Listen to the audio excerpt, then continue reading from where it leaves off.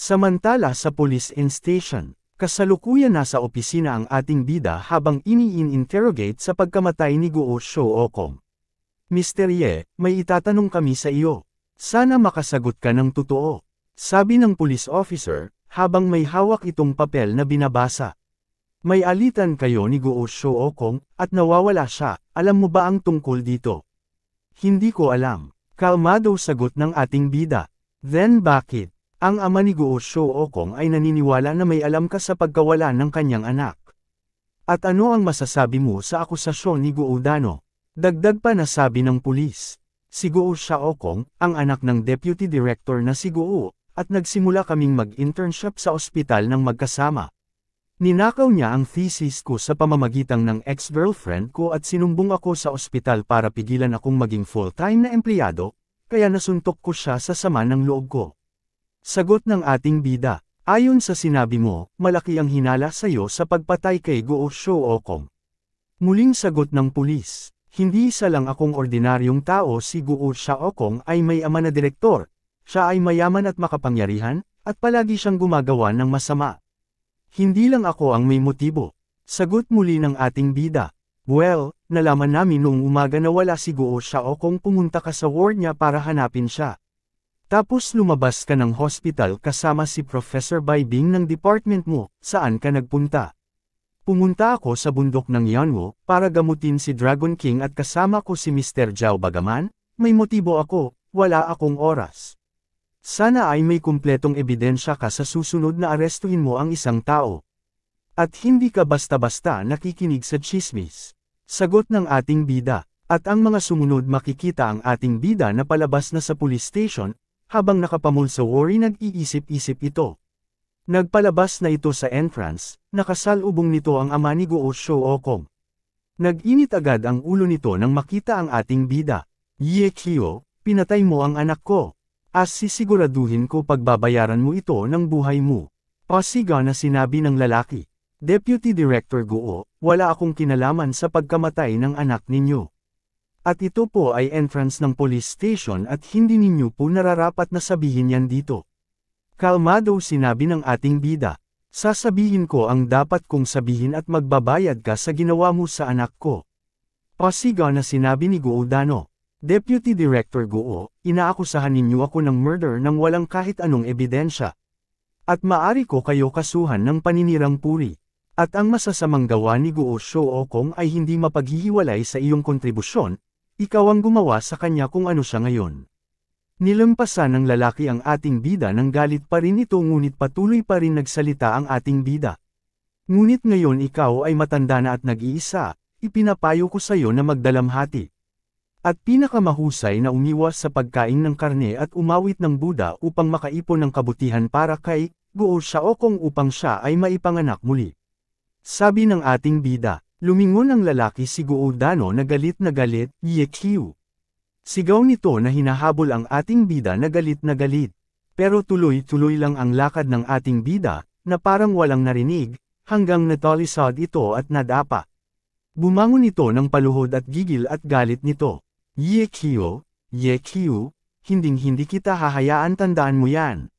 Maya-maya tumunog ang cellphone nito, at sinagot ito. Sabi sa kabilang linya, Guo Dano, official na ipinaalam sa'yo ng hospital ng mga tao ng Jiangzhou na ikaw ay tinanggal na. Sumagot ang lalaki si Guo Dano sa kausap. Bakit? Pinapanatili ko ang departamento sa Jiangzhou sa loob ng napakaraming taon. Bakit ninyo ako tinanggal? Muling nagsalita ang nasa kabilang linya. Batay sa nang-alap ko impormasyon na natanggap. Si Guo Dano, Deputy Director ng Jiangzhou Hospital ng mga tao, tumanggap ka ng suhol na mahigit 4 milyon habang ikaw ay nasa pwesto. Hindi mabilang na mamahaling sigarilyo at alak, at nakipagsabuatan sa head nurse ng Internal Medicine Department para ilipat ang ari-arian ng ospital. Siya ay mayroon masama at maling pag-uugali. Ang head nurse ng Internal Medicine Department ay sobrang napakasama na paluhod ang hanggal na si Guo Dano. Habang bukas ang cellphone ay patuloy pa rin ito sa pagsasalita. Hahabulin ng ospital ang legal na pananagutan para sa sinasabing katiwalian at panunuhol. Hintayin mo ang court summons. Hangang namatay ang nasa kabilang linya, maya-maya ay mayroon pumasok na message. Tinignan niya ito at nagulat ito sa nakita, isang larawan ng babae ang head nurse at may kasamang lalaki na tila may relasyon ang dalawa. Muli ay tumunog ang cellphone. Pumasok ang isang mensahe. Anang mensahe? Galit na galit ako, ang isang tulad mo na maliit na toothpick, ay hindi kailanman naging masaya na kasama ka. At ako sa aking sarili ay hindi nagmahal sa katulad mong balo sa loob ng maraming taon. Anyway, you are done. Ang pera sa foreign account ay ituturing na break-up fee ko sa iyo. Galit na galit ang lalaki sa natanggap na mensahe. Pinagmumura ito, hayop kang babae ka. At sa sobrang galit nito ay bigla itong inatake sa puso. Hinawakan ang parte ng puso. Nabitiwan nito ang cellphone at bumaksak ito. Samantala sa Feng Yuling house, nag-uusap-usap ang mga young master. Yuling, kumusta na si Mr. Xiao? Tanong ng isang lalaki. Habang umiinom ng red wine ang lalaki, sumagot ito. Si Mr. Xiao ay isa ng baldado at habang buhay na siya naka-wheelchair. Ano? Pasiga na sagot ng lalaki. Bakit parang wala kang pakialam? Hindi naman niya kami tatanggalin, di ba? Si Yekio ay isang bihasang sa pakikipaglaban, mahirap siyang patayin. Sagot ni Yuling. Nagsaling ng red wine ang lalaki bago sumagot. Ano ang maaari nating gawin tungkol dito? At sino itong Yekio? Si Bai Bing ay isa sa bagay na pinagmulang, ngunit bakit siya pinuprotektahan ni Lin Jingji? Sumagot ang isang lalaki. Alam ko kung saan tayo magsisimula. Mahirap siyang patayin. Sagot ng lalaki habang nasa baba ang kamay nito. Pero kung susuriin kung gaano siya ka-sweet sa mga babae, kung mapipigilan natin si Jingji, I'm sure he'll take pain. Samantala gabi, malapit sa bahay ni Lin Jingji, sa isang tulay, habang ipinapasyal ng ating bida si Miss Lin habang nasa wheelchair ito. Sister Lin, ang injury mo ay magaling na. Kailangan mo ng calcium, mabuti yun para sa ilang araw pa. Sabi ng ating bida. Yekio, si Guodano, ay ipinadala sa mental hospital. Dapat ay makapagtrabaho ka na bilang isang doktor sa hospital na may kapayapaan ng isip ngayon. Sister Lin, ikaw ba ang naglabas ng mga balita tungkol kay Guodano? Sabi ng ating bida. Lumingon si Miss Lin sa ating bida at muli sumagot. Bakit? Sa tingin mo ba ako iyon? Dahil lagi ka nandyan para sa akin. Sagot ng ating bida. Sa totoo lang, noong nagkaroon ng kaguluhan sa iyo si Guodano, at ang kanyang anak, sinimulang ko silang imbestigahan. Natatakot ako na baka may gawin silang masama sa iyo balang araw. Sagot ni Miss Lin. I'm sorry kung nadamay ka pa dito. Sagot ng ating bida. Muli lumingon si Miss Lin, at muling nagsalita. Wala akong nararamdamang guilt sa kanila. Bigla may pumasok sa alaala ni Miss Lin. Habang nakaluhod at nagmamakaawa ang babae at nakatayo si Guodano. Pakiusap din, Guo. Iligtas mo ang anak ko. Muli nagpatuloy si Miss Lin sa pagsasalita. Noong nakaraang taon isang batang may kidney transplant, malinaw na tugma ito. Ngunit si Guodano ay humingi ng 500,000 yuan na pulang sobre mula sa pamilya bago ang operasyon, o ibibigay niya ang bato sa iba. Hindi lang ito ang pagkakataon na gawa niya ang ganoong bagay. Kahit na hindi ako mabuting tao sa akin sarili, pero para gamitin ang buhay ng isang pasyente bilang isang banta upang maghanap ng pansariling pakinabang, nasusuklam ako na hindi ko siya napaalis ng mas maaga. Siya ay isang kahihiyan sa medikal na propesyon. Lumuhad ang ating bida sa harapan ni Miss Lin at hinawakan ang kamay nito. Sister Lin, paano may kukumparaan sarili mo sa ganyang klase ng tao? Sa mata ko, ikaw ang pinaka-the best. Sabi ng ating bida. Ngumiti si Miss Lin at nagtanong ito. Yekio, nakatanggap ka na ba ng pulang sobre mula sa isang pasyente? Oo, sagot ng ating bida na bigla naman si Miss Lin. Nakatanggap ako ng mga lokal na specialty para sa pasyente tulad ng itlog, prutas at iba pa. Ang mga pasyente ay napakasimple, gusto talaga nila akong pasalamatan sa ganoon paraan. At tinanggap ko ito. At tapos na ang relasyon ng pasyente at doktor namin. Gusto kong gumuhit ng linya sa ilalim nito at hindi na sila muling makita sa ospital. Sagot ng ating bida. Tinignan ni Miss Lin ang ating bida, at bamulong ito sa isipan. Yekio, ikaw ay talagang katanji tangi lalaki. Ngumiti ito ang nagsalita. Yekio, ay pangako mo sa akin ang isang bagay, pwede ba? Sister Lin, ano ba yon? Sagot ng ating bida. Huwag mong kakalimutan kung saan ka nagsimula at gagawin mo ang iyong mga misyon. bilang isang doktor mayroon kang pinakamahalagang kaluluwa, na bihira at mahalaga. I will escort you at protektahan ang iyong original na hangarin. Sabi ni Miss Lin. Sister Lin, para saan bilang isang doktor o bilang isang tao? Ako ay palaging magiging ako. Sagot ng ating bida. Naalala ko nga pala sabi mo papaliguan mo ako mamayang gabi. Landing ni Miss Lin, nagulat ang ating bida at sinabi. Sister Lin, kailan ko pa nasabi yan? Tumawa si Miss Lin at sinabi.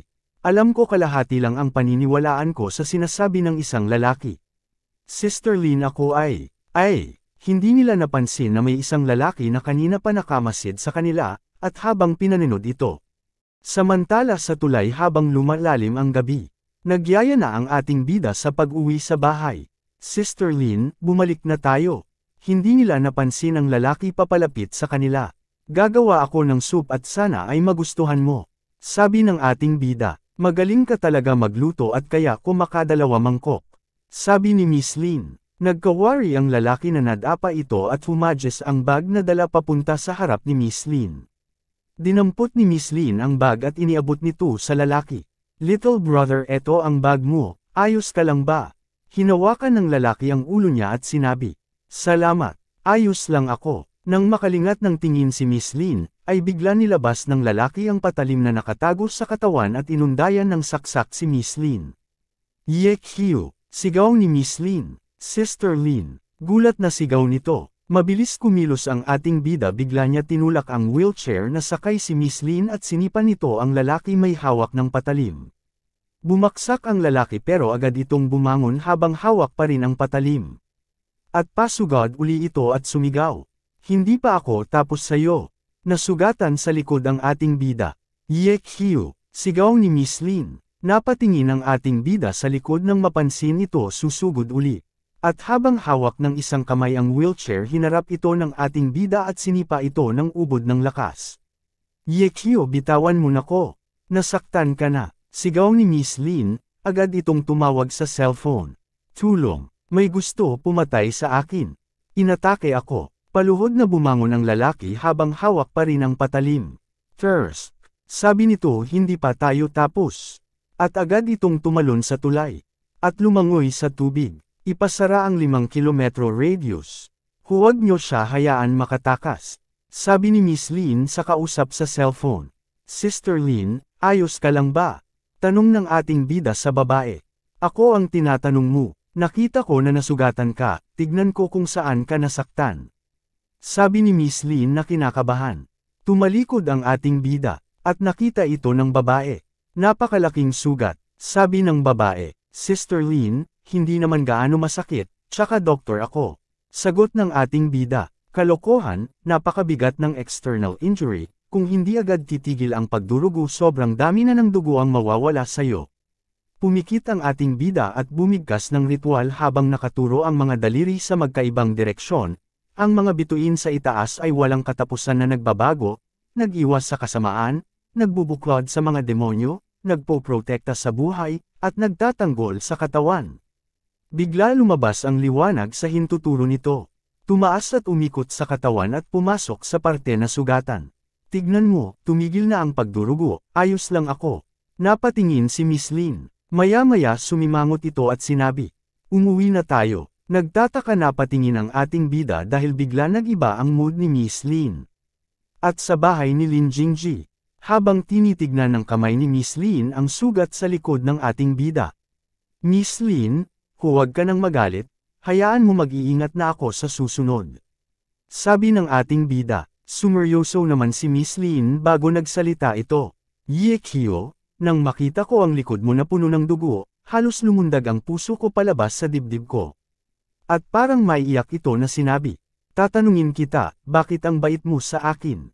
Sabi ni Miss Lin, well, lalaki ako, natural na protektahan ng babae kapag nasa panganib ito.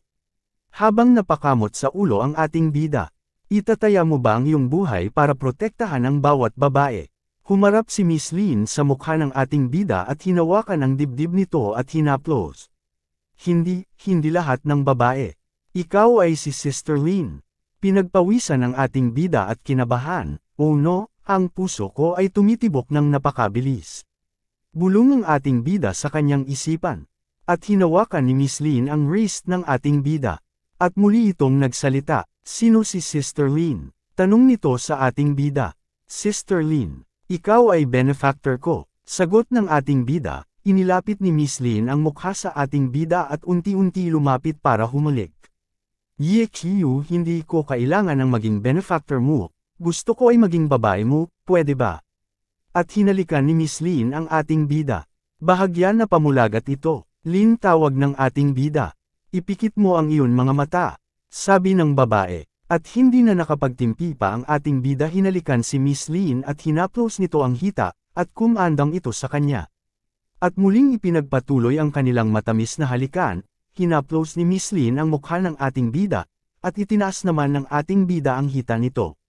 At inihiga ito sa kama. "Sister Lin, seryoso ka ba?" Habang nakapatong ang dalawang kamay sa kama at nasa ibabaw ito ni Miss Lin. "Ye Qiu, sa tingin mo ba hindi pa ako naging mas seryoso?" Namula ito at namungay mata ang ating bida. Lumipas ang magdamag. Nagising ang ating bida, tinignan niya ang natutulog na si Miss Lin. Hinawakan niya ito sa pisngi. "Ako rin," sabi ng ating bida ng mahinahon. Habang hinaplos ang pisngi nito. Kahit sa pagtulog hindi siya naging tapat. Bigla umungol si Miss Lin na parang nanaginip. Muling umayos ang pagtulog ni Miss Lin. "Matulog ka ng mahimbing, protektahan kita." Habang kinumutan ito ng ating bida. At habang himbing sa pagtulog ang babae, nagsuot ng polo ang ating bida, binuksan ang kurtina ng bintana. Maya-maya ay may naramdaman ito sa katawan. Parang may hindi maipaliwanag ng puwersa sa aking katawan. Pumikit ito at subukan ko linangin ito. Umupo ito ng Indian sit at parang nag-yoga, pumikit ito at nag-concentration, bumigkas ng mga ritual. Maya-maya ay umangat ito sa ere at may mga lumabas na liwanag umikot-ikot sa paligid niya. Ayon sa Complete Book of Motion Talisman, ang pamamaraan ng paglilinang ng pagbubukas ng Celestial Eye ay upang paikliin ang hininga sa katawan hanggang sa center ng mga kilay. Ngunit ang hininga ay laging gumagala sa mga meridian, hindi lang ito nakikinig. Patuloy pa rin nakapikit ang ating bida, ang liwanag na lumabas ay muling pumasok at damaloy sa kanya mga kamay at daliri. At pumasok ito sa kanya ulo. Anong nangyayari? Medyo kakaiba. Lalong umiinit ang pagitan ng kilay ko, mainit. At lumiwanag at sentido nito. Habang nakapikit at pinagpapawisan ang ating bida at lalong umiinit ang liwanag sa sentido nito. Sobrang init at damilat ito, at hinawakan ang noo, nandoon pa rin ang liwanag. Anong nangyayari sa akin? 2 pulgada sa itaas ng yintang ang lokasyon ng Celestial Eye. Ayon sa alamat, ang mga taong nagbukas ng Celestial Eye, bilang karagdagan sa pag-andar ng pananaw, ay nakakita din ng mga bagay na hindi nakikita ng mga ordinaryong tao, tulad ng mga multo, demonyo, at masasamang espiritu. Makikita rin ng mga nagbukas ng Celestial ay ang kapalaran ng mga individual at ang pagkalahatan-kalakaran ng mundo. Pagtingin ko sa sitwasyon ko, parang wala ng pag-asa, sayang habang nakaupo ay tinapik pa nito ang noo. Makapaghilamos nga muna, pero parang may kakaiba pa rin sa katawan ko. Bulong ng ating bida habang naghihilamos ito. Humarap ito sa salamin at nagpunas, katulad ng napatitig ito sa kanya nakita. Ano ito? Kakaiba ang kanyang mga mata. Nagkulay bughaw ito at maliwanag. Hinawakan ng ating bida ang salamin, tinitigan mata at ang replika nito sa salamin. Ayon sa Motion Talisman, mayroon lamang 4 na santo sa kasaysayan na may dobleng mag-aaral. Ang una ay si Kang Jia, ang pantas na nag-imbento ng mga karakter para sa dilaw na emperador. Ang pangalawa ay si Emperor Shan, isang matalinong pinuno na kasing tanyag ng Emperador Yao. Ang pangatlo ay si Xiang Yu, ang Panginoon ng Western Shu. Ang pang-apat ay si Liu, ang huling pinuno ng Southern Tang Dynasty. Ngunit ang mga taong ito ay ipinanganak na may dobleng mga mag-aaral, at ang sa akin ay lumitaw. Habang ang mga kamay nito ay nasa mukha, at muling tumingin sa salamin. Baka naman siguro ipinanganak ako na santo, ha.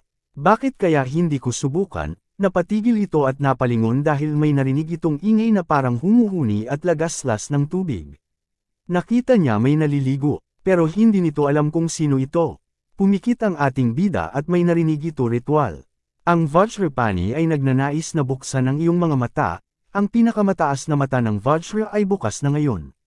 At damilat ang mga mata ng ating bida. Nakita ng ating bida ang isang babae na liligo. Hinawakan ng ating bida ang mga mata nito at success. Sabi ng ating bida, hindi ako titingin, hindi ako titingin. Ang doble pupils ay hindi maaaring gamitin para sa ganitong uri ng bagay. Ngunit naririnig ng ating bida ang huni ng naliligo. Hindi ba sabi ng babae habang naliligo ito? Narinig ng ating bida ang boses nito kahit hindi niya nakikita ha. Si Sun Menjie. Hello guys, kung nagustuhan nyo ang video ito, huwag nyo po kalimutan mag-subscribe, pindutin nyo na rin ang notification bell, para lagi kayo update pag may bago akong upload. Like and share nyo na din. Maraming salamat po.